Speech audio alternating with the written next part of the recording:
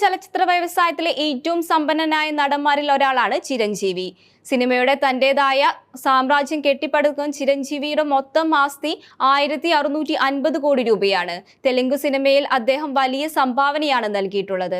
1980കളുടെ തുടക്കത്തിലാണ് ചിരഞ്ജീവിയുടെ career ആരംഭിക്കുന്നത്.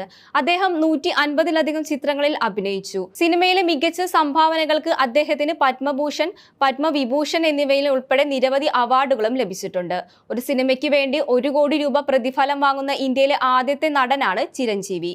1992 ആബദ് ബാന്ദുവുഡു എന്ന ചിത്രത്തിലൂടെയാണ് ഇത്രയും വലിയ പ്രതിഫലം അദ്ദേഹം നേടിയത്. അതിനാൽ തന്നെ ഈ സിനിമയായിരുന്നു അദ്ദേഹത്തിന്റെ സിനിമാ ജീവിതത്തെ മറ്റൊരു തലത്തിലേക്ക് ഉയർത്തിയത്. ചിരഞ്ജീവി എന്ന മഹാനടൻ സിനിമയിൽ വളർന്നതുപോലെ ജീവിതത്തിലും വളർന്നിരുന്നു.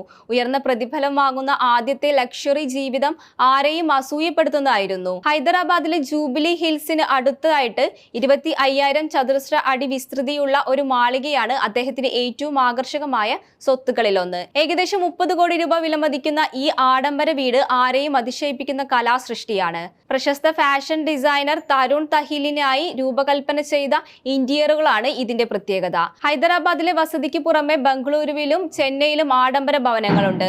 ഭവനങ്ങൾക്ക് പുറമെ ചിരഞ്ജീവിക്ക് കാറുകളുടെ പ്രണയം എല്ലാവർക്കും അറിയാവുന്നതാണ്. അതിനാൽ നിരവധി ലക്ഷറി കാറുകളും അദ്ദേഹത്തിനുണ്ട്.